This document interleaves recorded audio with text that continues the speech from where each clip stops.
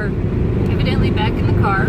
It's where we do our best conversations, and just always have places to go. It's a busy year. We've been accepted to our first craft fair this year in October. But we have a lot more on the agenda, just waiting for confirmation. So you may get lots of conversations in the car. My coat's hindering my voice or something. Yeah, that's what it is. Yeah, that's what it is. Either that or I just can't talk. So today we're kind of reflecting.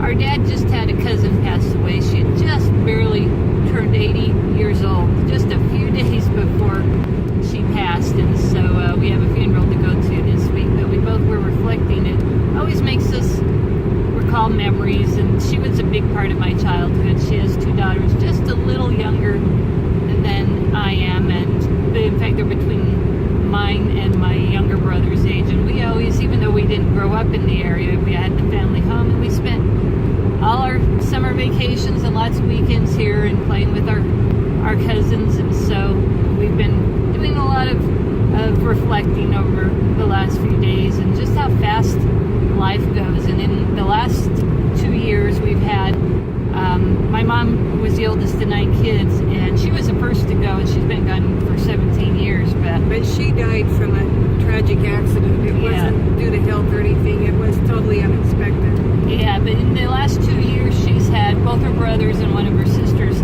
pass. So we've been through some funerals, and on our mom's side we actually have a real extended family. Our grandparents had over 50 grandkids, so it's always so, even though the circumstances are sad for getting together for a funeral, we always have such a good time when we get together with that side of our family. And just because we've always been a close group, even without being close, or even if we don't see each other for a while, it's just like we pick up where we left off. It's just really, really nice. On our dad's side, he just has one half brother, and he has a couple of kids, but I wouldn't know one of them if I saw him on the street, and the other one we don't even really know that well, though I do know what he looks like. So, but one of the nice things about moving back to Dad's hometown was being able to reconnect with his side of the family, and all of the friends, the families that with whom my dad grew with in this little town. It's just not, we've been friends with one of the families especially all our lives, because the dad of that family was our dad's best friend through all of his childhood. It's just been really nice to be here in this little town and reconnect with all these people from my dad's side of the family. Yeah. So, and even though we don't really have first cousins on our dad's side of the family, we have a lot of second cousins, and we've gotten pretty close to some of them, and it's been such a joy to have that in our lives and be able to get to know them again and get to know them better. And so we used to play with, I used to play with this particular first cousin's daughters when I was growing up. I'm older. She's older. She didn't play with them. So anyways, and I was thinking earlier about a time when this little town, when we were outside playing at their grandmother's house, and their grandmother's house was actually in the middle of town, and a rattlesnake had made its way into town and was in the front yard, right on the edge of the front yard. And we tried to tell their mother, the one who just passed, that there was a rattlesnake outside, and she wouldn't believe us. I think it took us a half an hour to convince her that there was a rattlesnake outside. And so she and her mother, the girl's grandmother, went outside and looked. Sure enough, there it was.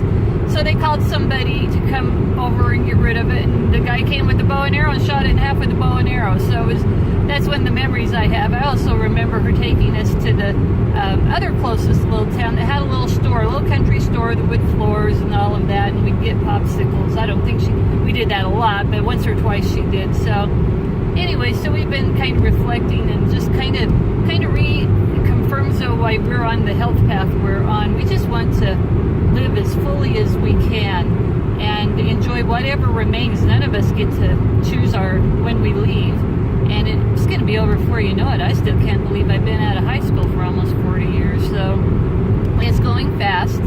And Even with our mom's death, as Edie said, she's been gone 17 years. That doesn't seem possible. No.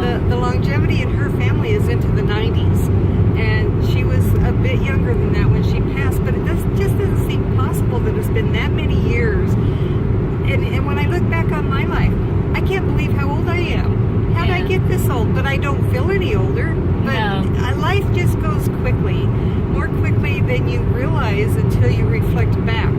Yeah, and that's why we're doing all the craft things. I think I'm to the point where I don't like to hear about comfort zones. I mean, everybody's different, so obviously everybody has to work through their issues, and sometimes life is just plain uncomfortable, and you're trying to find comfort somewhere, because you have to have some kind of comfortable circumstances, whether it's just being with your family or friends or whatever. But I just kind of want to break out of that and relying on comfort zones to get me through, to just live fully. There's a lot more life for us to live, we feel, and I'm going to do everything I can to enjoy what remains. And just by the way, this YouTube channel was way out of our comfort zone. Yes, still is. Yeah, no, this is very uncomfortable, but we're doing it anyways. Anybody who knows us knows this is way out of the norm for us. We don't even go to parties, and I hate parties. I've said that before. So doing this has been very uncomfortable, but hopefully it makes a difference to somebody, and it matters. We were just hoping that we could share our health and nutrition journeys with somebody else who's also struggling with those issues. If we only help one person, then it's been worth putting ourselves out there for this. Yeah, absolutely. And so we probably won't be YouTube sensations. No. We're going to take the YouTube by storm. No, we won't be invited on talk shows. No, but we do this. So we appreciate you being along the journey and following us and giving us your feedback and encouraging us along the way. I just don't want to ever be afraid of making changes. I hate to hear that people don't like to make change, because really being on Earth is all about change. You don't know from one day to the next what's going to happen, and you're going to make changes, and sometimes changes are the best things that could happen to you. Change helps you grow. If you're stuck in a rut and you're doing the same thing, the same routine, day in and day out, where's the growth in that? Mm-hmm. It's the changes that you make in your life that helps growth. So if you hear somebody say, or even yourself say, I hate change, then you might be wondering, what is it you hate? The personal growth that's coming? The fact that something is leaving you, or someone is leaving you? Because I kind of am at a point where I kind of like changing. I like mixing it up. I like doing new things, going to new places. I even don't mind meeting new people every once in a while. We've met some fabulous people on our road trips. When we've driven all over this country. We've driven as far northeast as Toronto, Canada, and we drive. We don't fly. And not that we wouldn't fly. We're not afraid of flying. It's just that we prefer driving. We meet the most interesting people and see the most interesting things along the way. And that's really the part. It's similar to life. You need to do what you can to get the most out of life, whether it's stepping outside of your comfort zone, taking on new challenges that you never thought in a million years you would do. Those are the things that I think are just one of the best parts of life. You learn of life, not lives. You learn so much, you grow so much, and I think sometimes people let themselves stagnate because they're afraid. Yes. Just stretch out beyond the boundaries that you've set for yourself and try new things. Absolutely. I mean, we've started this little business, and it's been a little slow taking off, but we're not giving up. No. We're going to keep trying everything we can. You know, again, with this YouTube channel, way outside of our comfort zones, but we're still going to do it. We've discovered that we like stretching ourselves, even though it makes us uncomfortable. We like the feeling of growth. We do. And so I guess that's part of our encouraging word today is, I mean, in the end, it's none of our business how you live your life. You can be uncomfortable or comfortable or live in any comfort zone you want. But I hope we encourage people to try new things, because really that is where your personal growth comes. And that's kind of a legacy you leave behind too for your kids, grandkids, nephews, nieces, whatever the case is that you tried new things, and maybe that will encourage them in the future to try new things. You never know when you have an Albert Einstein or a Marie Curie in your family who's going to make a difference. That your example encourage them to step outside their comfort zones and make necessary changes. So, you can change or not change as you want. That's your business. But if you hear yourself saying, I hate change, ask yourself really, what is it you hate? What about the changes that you hate? Do you hate the growth that comes with it? Do you want everything to always stay the same? I mean, your kids are going to grow older. They're going to change. You can't slow that down or stop that. You're going to grow older. You can't slow that down or stop that. So that's a change. So really, you can't stop the changing. So there must be something about it. I think for a lot of people, it's scary. It is scary. Don't let that stop you. Yeah. No, it is scary. There's a lot of things that are scared. Scared? No, I'm scared. It's scary. I'm scary.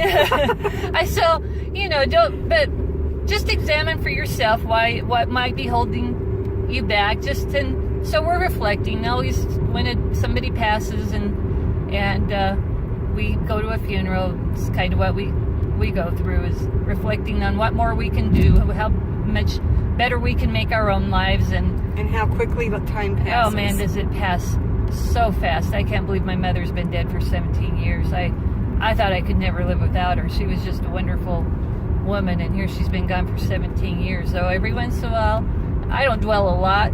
I mean, I miss her all the time, but I don't dwell a lot on the past just because the future's right there before me, and I don't want to miss it. So I'm not one to dwell on dates of like when she died or any of that, but it's coming up. She actually died right before Mother's Day, so I'll never forget it. But I don't go through the whole thing. Oh, it was 17 years ago today that happened. I don't really concentrate on it. But sometimes, like when I fell and lost my 4 front teeth, I wondered if she knew that had happened to me. And I think she does. Who better to be our guardian angels than those who have passed on before us? So I think our loved ones aren't far. I really don't. The ones who have passed on, I think they're right here. I hope so. I hope that's the case. I believe that though too. But I did. I wondered if she knew I'd fallen and lost my 4 front teeth, and just wonder sometimes how much she's involved in our lives. But anyway, so that's our silly reflections for the day. So you guys, you're welcome. Yes. Thanks for joining us, and we do appreciate you following and sticking in there with us when we're not that interesting or entertaining. Sometimes we just make videos for ourselves, I guess. But anyways, we appreciate it. Have a good day.